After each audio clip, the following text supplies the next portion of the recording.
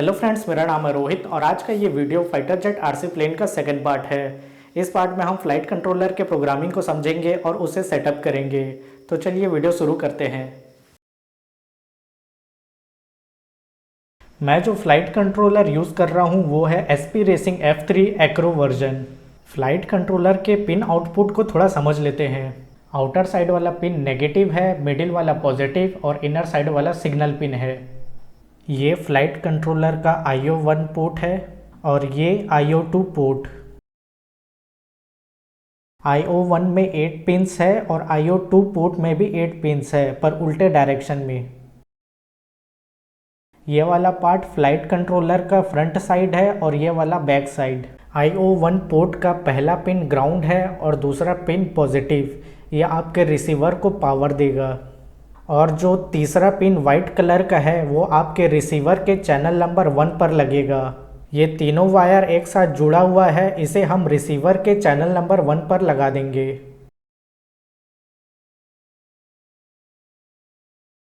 और चौथा नंबर का जो वायर जो कि पर्पल कलर का है उसे हम रिसीवर के चैनल नंबर 2 पर लगा देंगे।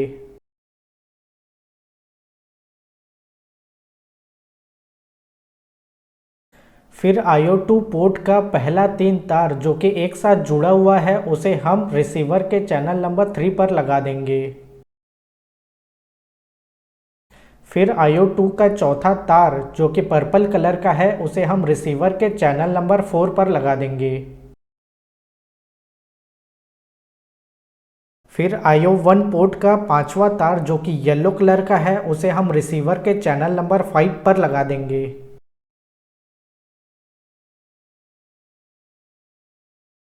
फिर लास्ट में IO1 पोर्ट का जो छठवां तार है जो कि ग्रीन कलर का है उसे हम रिसीवर के चैनल नंबर 6 पर लगा देंगे।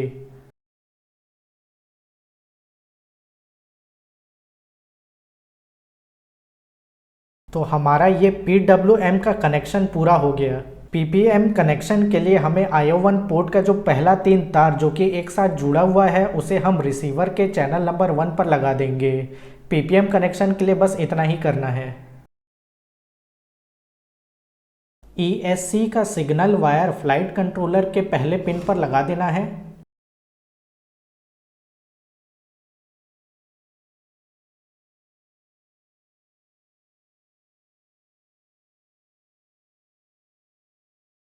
मेरे ESC में 5 वोल्ट का BEC नहीं है, इसलिए मैं 5 वोल्ट का सप्लाई पावर डिस्ट्रीब्यूशन बोर्ड से दे रहा हूँ।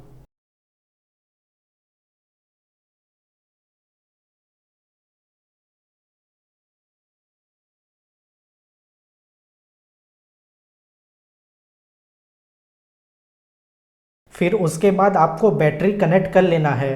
ध्यान रहे मोटर पर प्रोपेलर अभी नहीं लगाना है। फिर उसके बाद USB केबल से फ्लाइट कंट्रोलर को कंप्यूटर के साथ कनेक्ट करना है।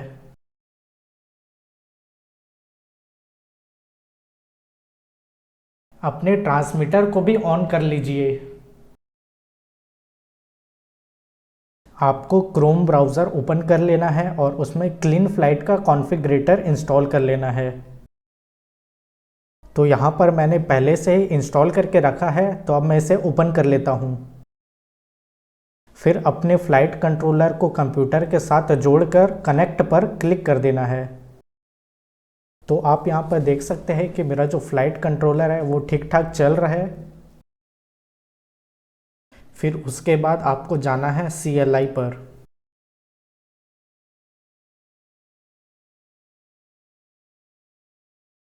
यहाँ पर आपको टाइप करना है रिसोर्स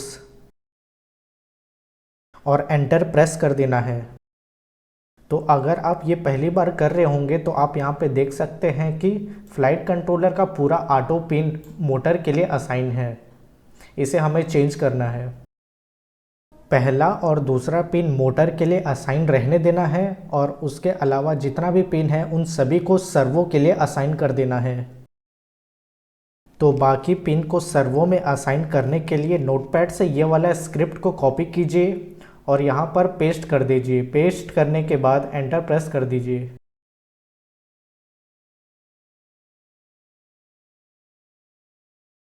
और यहाँ पर सेव करना ज़रूरी है, न तो पिन असाइन नहीं होगा। तो यहाँ पर टाइप कीजिए सेव और एंटर प्रेस कर दीजिए। तो एक बार फिर से CLI पर जाइए और वहाँ पर टाइप कीजिए रिसोर्स। हम एक बार चेक कर लेते हैं कि पिन असाइन हुआ है या नहीं।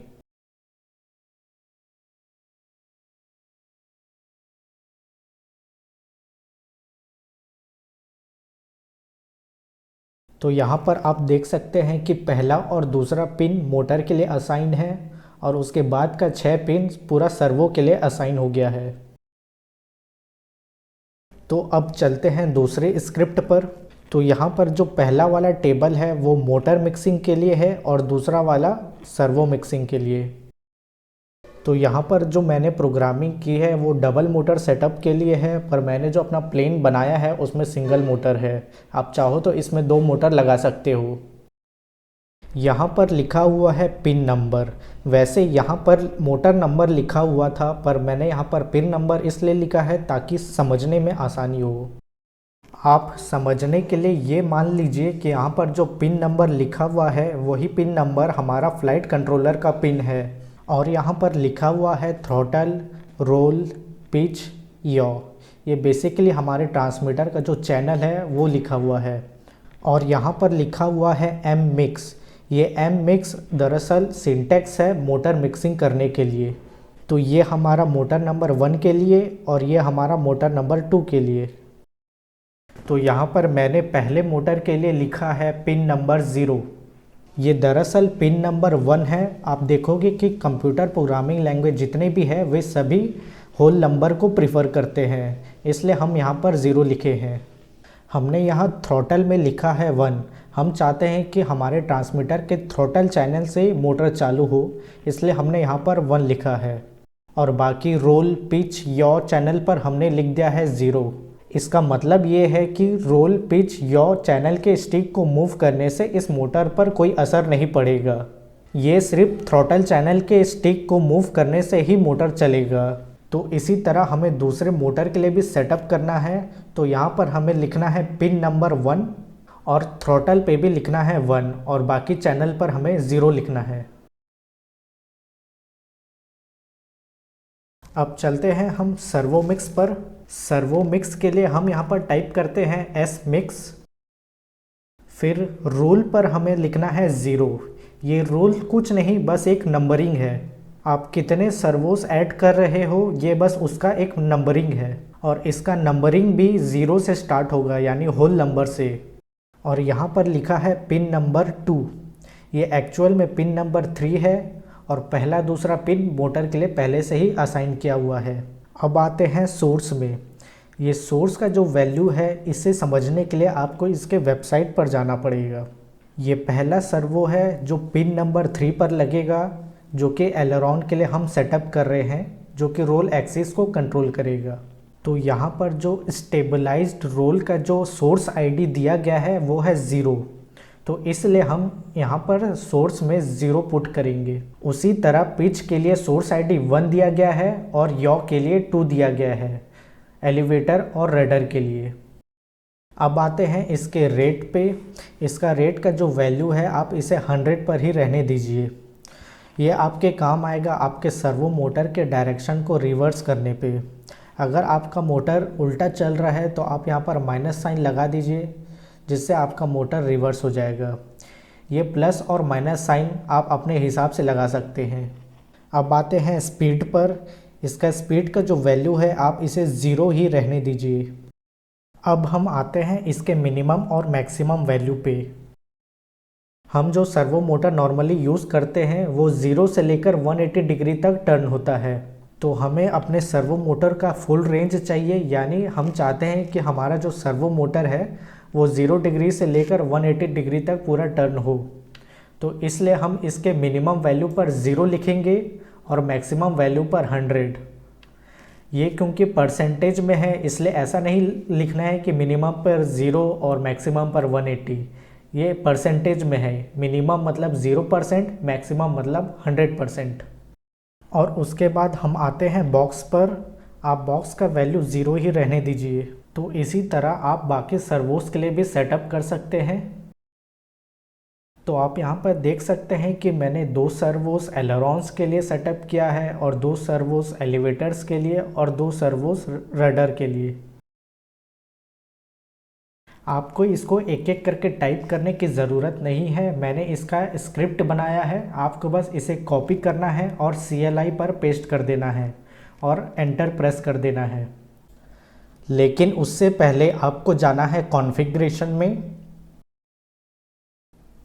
और वहाँ पर कस्टम एयरप्लेन को सेलेक्ट कर लेना है and save and reboot press कर देना है। फिर उसके बाद CLI पर आइए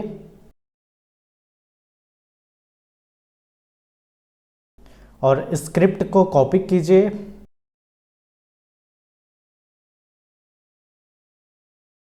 और यहाँ पर पेस्ट कर दीजिए और एंटर प्रेस कर दीजिए।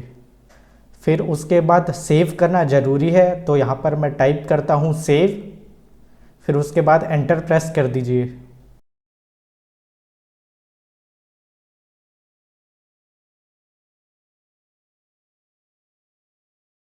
अब इसे चेक कर लेते हैं ये सेव हुआ है कि नहीं। मोटर मिक्सिंग चेक करने के लिए टाइप कीजिए mmix, फिर एंटर प्रेस कर दीजिए। तो हमारा यहाँ पर जो मोटर मिक्सिंग का वैल्यू एकदम सही है। अब मैं सर्वो मिक्स के लिए भी चेक कर लेता हूँ। टाइप कीजिए smix, फिर एंटर प्रेस कर दीजिए। तो हमारा यहाँ पर सर्वो मिक्स का जो वैल्यू है ये भी सही है। तो हमारा यहाँ प्रोग्रामिंग वाला पार्ट ख़त्म हो गया। अब हम फ्लाइट कंट्रोलर को सेटअप करेंगे। अब हमें जाना है कॉन्फ़िगरेशन में। यहाँ पर मैं ESC प्रोटोकॉल PWM सेलेक्ट कर रहा हूँ। अगर आपका ESC 1 शॉट या D शॉट सपोर्ट करता है तो आप ये चूज़ कर सकते हैं। और मोटर स्टॉप को ऑन कर दीजिए और मिनिमम थ्रॉटल मैं 1020 रख रहा हूँ जब मोटर आर्म रहेगा।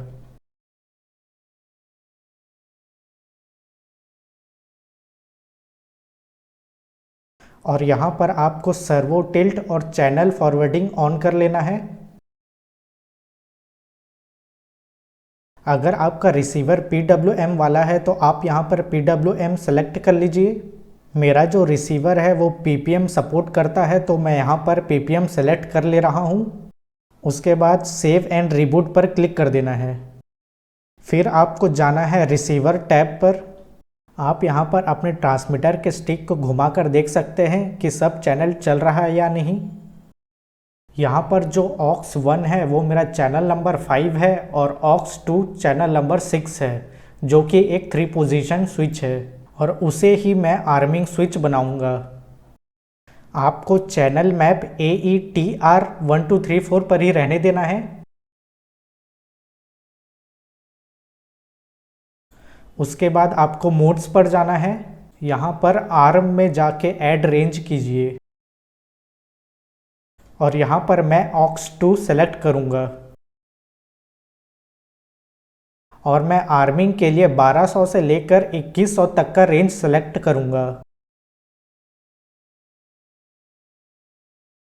और उसके बाद आपको एंगल के लिए भी ऐड रेंज करना है और एंगल के लिए 900 से लेकर 1800 तक का रेंज सेलेक्ट कर लेना है। एंगल मोड में प्लेन काफ़ी स्टेबल रहता है, इसलिए बिगिनर्स के लिए एंगल मोड रिकमेंडेड है। और यहाँ पर भी मैं ऑक्स 2 सेलेक्ट कर ले रहा हूँ, जो कि मेरा चैनल नंबर 6 है और वो 3 पोजीशन स्विच भी है।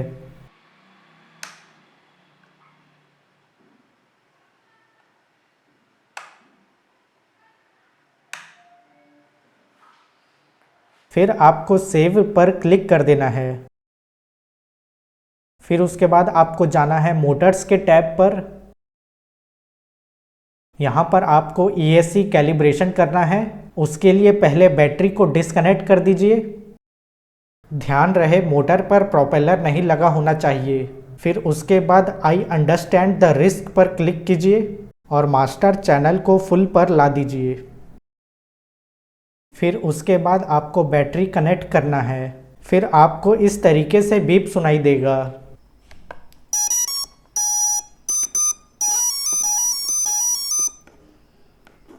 मास्टर चैनल को वापस से लो पर ला दीजिए।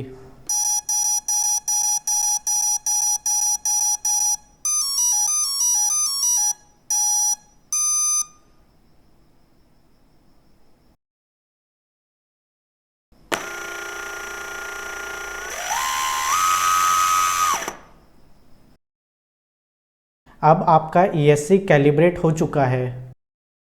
तो जब आप अपने ट्रांसमीटर के रोल, पिच या चैनल को मूव करेंगे तब यहाँ पर जो सर्वो का वैल्यू है वो भी चेंज होगा। इससे आप कंफर्म कर सकते हैं कि आपका जो सर्वो का जो प्रोग्रामिंग हमने पहले किया था वो सही है।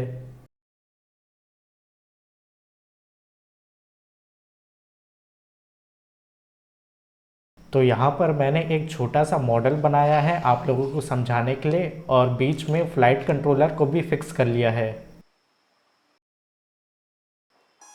तो फ्लाइट कंट्रोलर का पहला और दूसरा पिन हमने मोटर के लिए असाइन किया था।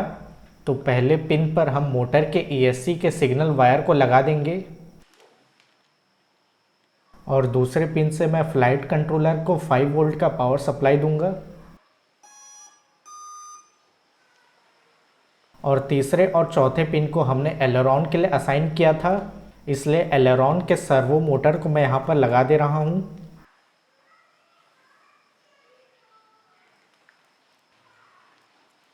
और पांचवें और छठवें पिन को हमने एलिवेटर के लिए असाइन किया था, इसलिए एलिवेटर के सर्वो मोटर के वायर को मैं यहाँ पर लगा दे रहा हूँ। और आखिरी के सातवां और आठवां पिन को हमने रडर के लिए असाइन किया था।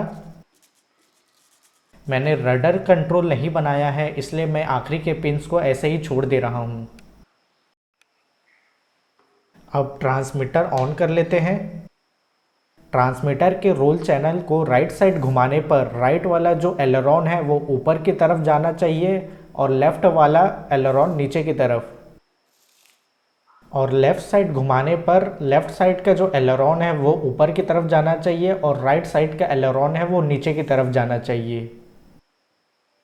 और जब मैं पिच चैनल को नीचे की तरफ घुमाता हूँ तब दोनों एलिवेटर ऊपर की तरफ जाना चाहिए, और जब मैं ऊपर की तरफ घुमाता हूँ तब दोनों एलिवेटर नीचे की तरफ जाना चाहिए। तो यहाँ तक हमारा सेटअप एकदम सही है। अब हम इसके स्टेबलाइजेशन को चेक करेंगे।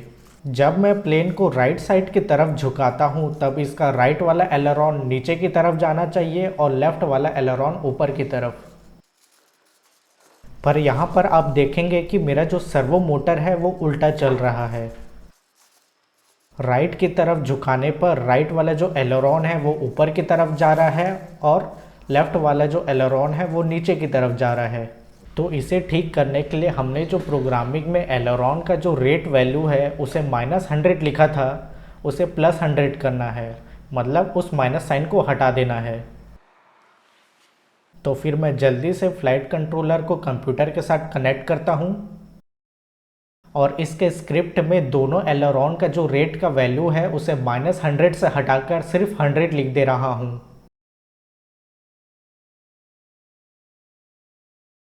और फिर उसके बाद स्क्रिप्ट को कॉपी करना है और फिर CLI पर पेस्ट कर देना है और एंटर प्रेस कर देना है।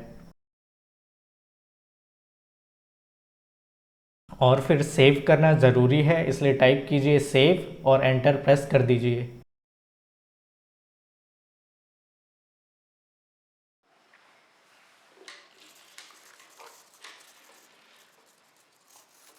तो अब आप देख सकते हैं कि हमारा जो एलेरॉन है वो सही डायरेक्शन में मूव हो रहा है।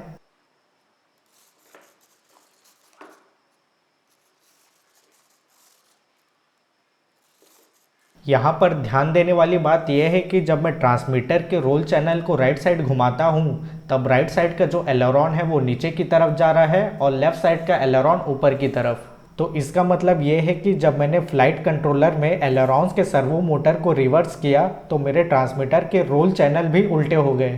तो इसे ठीक करने के लिए हमें ट्रांसमीटर के रोल चैनल को रिवर्स करना पड़ेगा।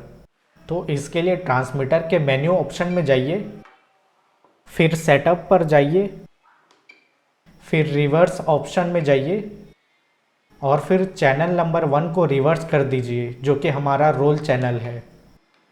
और फिर सेव करने के लिए कैंसिल बटन को देर तक दबाइए। तो अब आप यहाँ पर देख सकते हैं कि हमारा जो एलेरॉन्स है अभी सही से काम कर रहा है।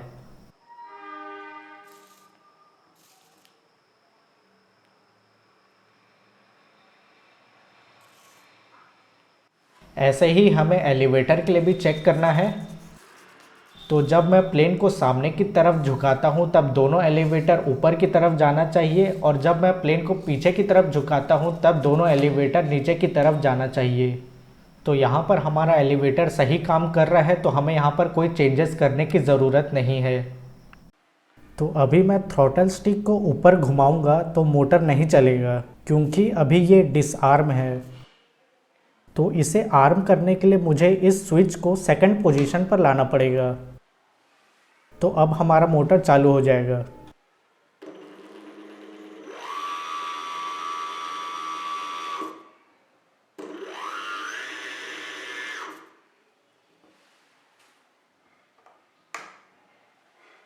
यहाँ पर एक और फीचर है, जब आप पिच चैनल को ट्रिम कर कर पूरा नीचे की तरफ ला देते हो तब थ्रॉटल बढ़ाने पर दोनों एलिवेटर ऊपर की तरफ जाता है।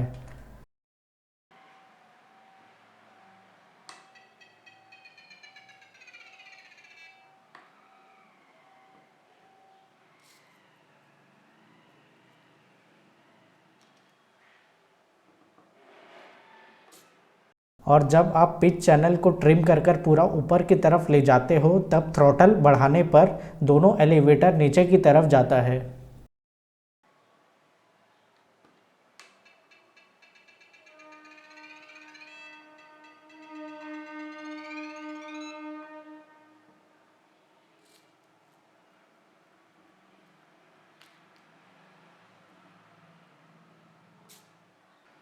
ये फीचर आपके प्लेन को क्लाइंब और डिक्लाइन करने में मदद करता है। यही फीचर एलरॉन्स के साथ भी होगा। ये आप अपने हिसाब से सेटअप कर सकते हो। तो इस फ्लाइट कंट्रोलर का लगभग पूरा सेटअप कंप्लीट हो गया है। अब आपको एक आखिरी चीज़ करना है। जब आप अपने फ्लाइट कंट्रोलर को प्लेन पर लगा लोगे तब आप अपने प्लेन को किसी फ्लैट सरफेस पर रखिए और फ्लाइट कंट्रोलर को कंप्यूटर के साथ कनेक्ट कर दीजिए। कनेक्ट करने के बाद आपको कैलिब्रेट एक्सेलेरोमीटर पर क्लिक करना है।